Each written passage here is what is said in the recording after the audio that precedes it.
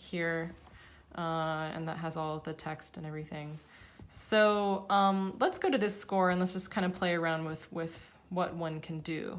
So first of all, you go to rehearsal starts, and it's like, go to movement 5, and you're like, tap, tap, tap, tap, tap, tap, tap, tap, tap, tap. 100 pages later, you're at movement 5. Well, no one wants to do that, obviously.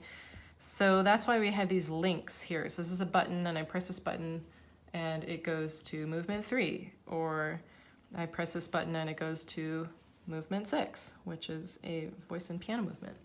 How do I do that? I go up to here to this little tool thing. I go to link, and with the slider I can go to the page that I want to start on. Let's say page 1, and I'm going to put a button. I'll make one for the last movement, so I'll put a button here. And then over here I can kind of slide this one around until I get to the beginning of the movement I want to be at, which would be page 92 for movement 7, the owl and the wren. So then we have these two buttons, the blue one and the orange one, and you hit save, and it won't show up here, but it'll show up back here. Boom, goes right there. That's linking. Pretty much all the tools that you'll want to use in ForScore in this little toolbox here. So you have Annotate. So that's all about making a color, and then you can take your pencil or your finger and you can make marks. You hit this button and you can go backwards and erase them. I have a lot of different colors, as you can see here. And it's really easy to make a new color. So if you press that, it kind of brings this drop-down menu. You can change the transparency, so you can make something so you can see the notes behind it. Otherwise, it's just going to blot it out like that. So you can change the transparency. You can change the saturation, which means it'll make it more white or more colorful. You can change the hue. And yeah, you can change the brightness. That's how you get it to be black or white. And then the size of the marking, like that. So I have a lot of different ones that I use. Now, one thing that I learned, actually I learned this from David Bloom. David Bloom, shout out. This is the ruler. So you press this little thing here and it turns it off, or you press here and it turns it on. What's nice about the ruler is that it lets you make very straight lines, which is great because when you're on the subway and you're trying to highlight something like that, it's really ugly. And then if you're OCD later, it really bothers you.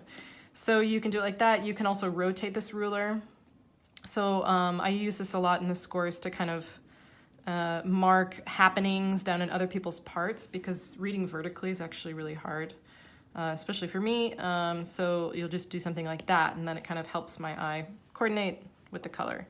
So that's one thing that I do. Let's see, what else do we have in here? There are a lot of cool tools. Obviously, this is the eraser, and you can change the size of the eraser. This means clear everything on the page. I'm going to turn off the ruler. The problem with the ruler is that if you try to do something over here, it won't do it. You can do it like that, but as you get over here, it'll kind of only let you color next to it, you know, which is good or bad, I guess. Turn this off. Ah, yes, these are really helpful, these little buttons. These are in the new version. So you can add flats, sharps. You can change the size of these things, which is nice. Numbers, I use those a lot. They have actual notes here in case you want to renotate something. You can tint, so you can change the color here and you can see what color it's going to be there. You can kind of save colors. So let's say I find a really cool color that I want to save, and then I hit plus and it makes that color there. I have no idea how to get rid of these colors. If anyone knows that and you want to tell me, that'd be great. But most of the time you want it on black or white. So then you can kind of hit a note and make it the right size and add it in here somewhere, and see how it kind of brings up a little magnifying glass. That's quite helpful. And you can drop it in way too big. Anyway, you can play with it that way. So that's this thing. Then this tool is actually really, really helpful. So they have some kind of pre-made gestures, like things that would be hard to draw on your own. Let's see, I wanna get rid of this and I wanna zoom in. So let's say that a composer forgot to add a slur, and again, you're kind of anal retentive and you wanna make one yourself. So you can kind of go from here to here and add a slur in. You have to do the other one if you want to add it underneath like that. But those are very helpful. You can make it thicker if you want, like that. The crescendo, decrescendos are really helpful. Again, you can tint these any color you want. For me, crescendo is always red and decrescendo is always blue because that's how I was taught. The arrows are really helpful and helpful to make them really, really large too. I do this for a cello rondo and retardando, I guess. So getting faster, getting slower. So when it's getting faster, I'll do an arrow going that way. And when it's getting slower, I'll do an arrow going this way, but in a different color. So you can just get rid of all those. This has been helpful, you know, just drawing a circle. And if you want to make it a more subtle circle, you can make the thickness smaller. This one's really helpful, drawing a new staff, because again, on the subway, when you're trying to draw 5 lines, I mean, I can't even do that straight, just sitting here very well. So that's very helpful. Another thing that I do a lot is I'll erase marks that already exist. So let's say I don't even want to see this bit of staff here. I can make this bigger, go in, erase it like that. By just painting white over it, and then I can make a new staff, boom, and then I can draw whatever I want, like that. Okay, so those are some of the tools that you can use with the pencil, and there's a quick way to get to it, which is you just hold down and it brings up all of these little tools. This is text. Oh yeah, this is really helpful because often the text is very small, and if you're trying to look at it really fast, you might want to make it bigger. So you can type in "good owl" and then you can format, you can make it much bigger.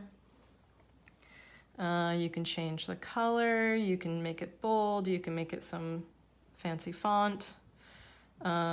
And then you hit done, and then boom, you can move it around. So this one makes it change, I don't know, size of the box, and then this one moves the box around like that. If you want to erase that, how do you erase it? I think you just go here, you tap in it, and then you have to hit delete down there. So that's it from these tools. Oh, this is another kind of helpful thing. If you're highlighting along and you want to go to the next page, you just hit next page, and then your ruler and everything will stay in the same place. Sometimes that's really helpful too. Okay, so let's talk about other cool tools with ForScore. Up here we have the metronome. So you can see this is making it visual and audible, visible and audible. You can change the speed. You can change the kinds of clicks it's doing. I usually have it on 1-1 because I never want it to do that. You can have it auto turn after a number of beats. I don't usually do that. You can change it to just visible so that it's not making any sounds. You can have it just be the sound. You can turn it off. And this is my favorite one, is you can tap out a beat. So you can do it that way, and then want to hear how fast it was? Oh, we were going this speed. Something like 86, you mean? Yes? So that's the metronome tool. Super, super useful. Then there's this pitch tool, which sometimes you just need to, as I say, bonk a pitch. You can do it that way. You can change the sound of this little guy here. So you can make it a tone, or you can make it a clarinet. Let's change it like that. And you make it go up or down by pressing these buttons here. That's that one. You can have it be in C or F. Who knew? That's great. Then there's also the tuner. So if you need to tune something, you can do it that way. I think you can change what, if you're in just intonation or you're tuning to a much lower pitch, you can change it there. I'm not really sure what that does. I'm going to stop now because I'm getting into something I don't know what I'm doing. Yeah, great. So let's go back to the toolbox. Buttons. Buttons are super useful. You can put a button there. You can choose what action you want it to do. Maybe you want it to start the metronome. Maybe you want it to give you a pitch, which a lot of times I do. So then you hit save, and then when you hit it, it'll play that clarinet sound. If you don't like that clarinet sound, you can go to here, because it's the same sound as your pitch wheel. So I usually like it to be the piano sound. So now when we play it, oh, nope, it won't do it. Well, whatever. Usually that works. So anyway, that's the buttons. There are many more buttons that you can set. This is not the same as the link button. So you can have it, open a link, and you can type in like a website.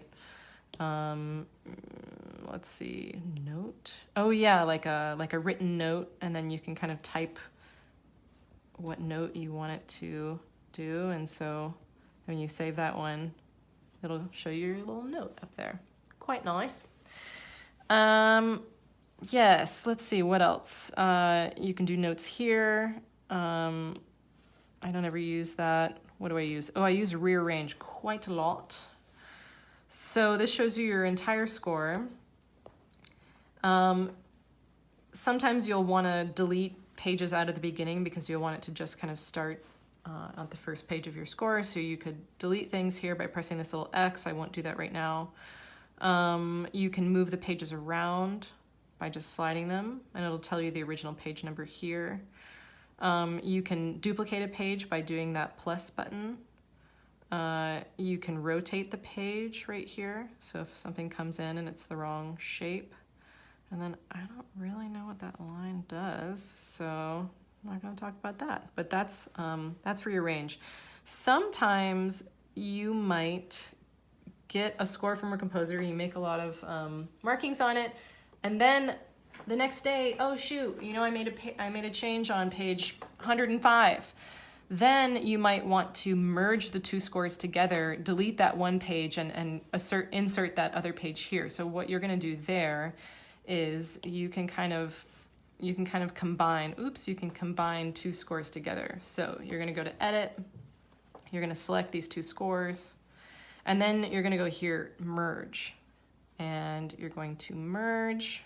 You're going to save them as some new score. Merge, and then it's going to put those two together. It takes a little while, and then it's going to ask you if you want to keep the original file or delete them, and I want to keep them since I'm just doing a little thing. Now you have your new score here. Now when you go to rearrange, you can scoot pages from up here, go back, and add them. This would be a kind of a bad way to do it if you just wanted to add one page. So what I recommend if you want to do one page is going to be something like this. So let's say I just wanted to add one page. This is the way that I would do it. I'm sure there's a better way. So I would screenshot this one page. Now that page is saved in my photos. And let's say I want to insert this into this score. So then I'm going to want to make a new score from pictures, which I do all the time. So you can screenshot things, you can take pictures with your actual iPad. When you do, it's in your photos, and then you can go to Darkroom. Charlotte Mundy showed me this trick. You can go to Darkroom, and then hitting that goes to your photos, and then you add the photo there. You might want to add, I have a bunch of other stuff screenshotted in here. And then you're going to make a PDF just out of this. You can also do it through the camera. So, I could have my iPad take a picture of this table, and I can add that into my score if I want. Great. So then you're going to hit save. You're going to call it, whatever you want to call it, new file. Now, if I want to merge those two, I'm going to go to Edit again. I'm going to merge those two. We're just going to call it that. And then it's going to make a new file with these things. And then I can rearrange the pages, delete them, whatever I want to do. Okay? All right, so that's some kind of basic tricks. I'll show you let's, well, I would just like to point out that there's a record function here. So if you wanted to record a rehearsal or something, you do it like this. And you can start recording. And then you press stop. You're going to want to name it. Let's call it BBBBB. Save. Hit X. And then it's going to be down here. So if you see this thing here. Oops. No. Pull up. There we go. So it pulls up this little bottom thing, and you can hide it and you can pull it up. So whatever you record is automatically saved in that PDF. But let's say you want to add another audio file to your score. So when you go to your library over here, we're on this thing, new file, and we know that we're on this because it's blue. You press the button, and then down here, you can add files that are saved in ForScore, or you can add something from your iTunes here. And this is the file that's already saved. So this is the recording we just did. I can delete that if I want.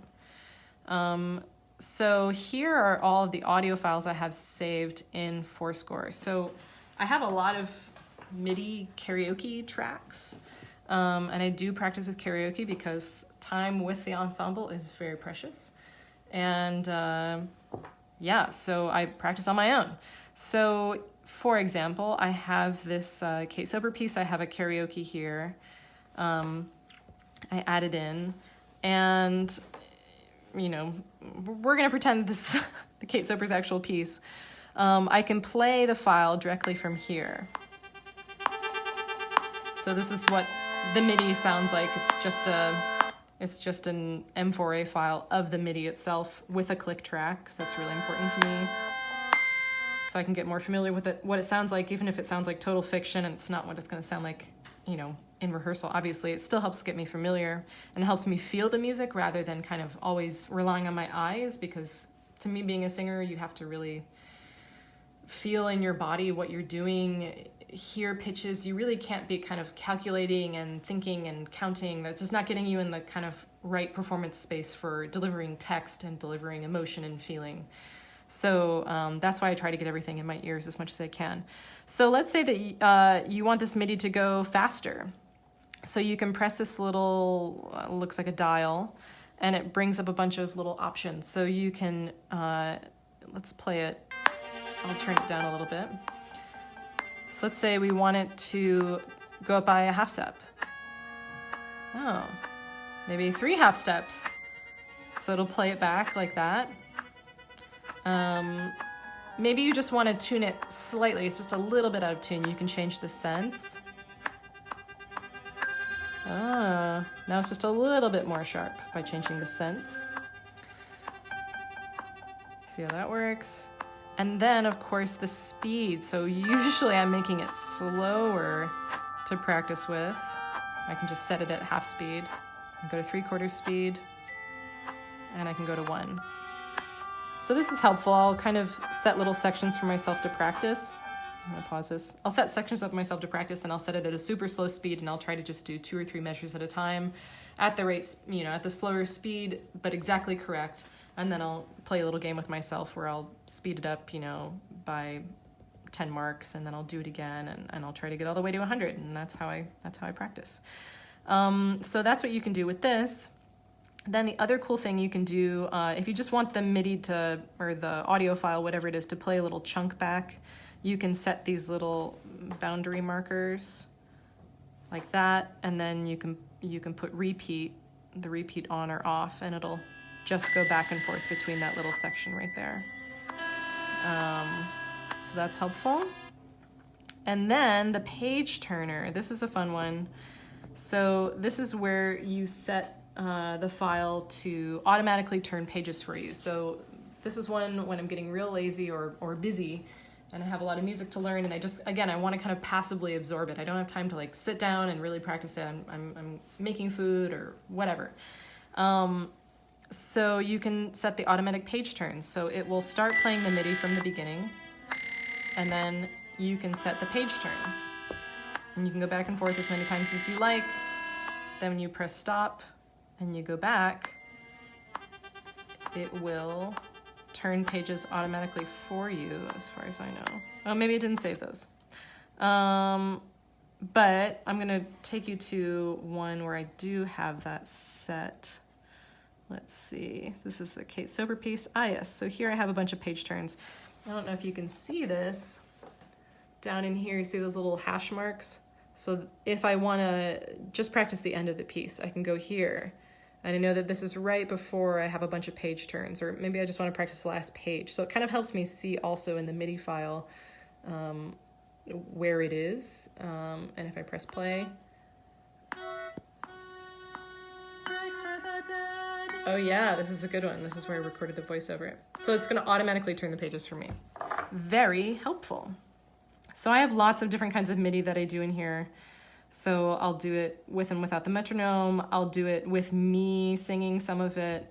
Again, this is so that I can learn it without having to sing it through all the time, because I only have so much voice and I can't be singing through extreme music all the time just to learn it and kind of bashing the notes out that way. I want to take it in through my ears and then sing it. Okay, so I hope I helped clarify some things about ForScore and all the cool tools that it has. If you're feeling generous, please donate to Resonant Bodies. We need the money. We are a wonderful organization. I truly believe in it, and I'm so grateful to the amazing artists who supported us today by making videos. Thank you all so much for watching, and I hope this is helpful.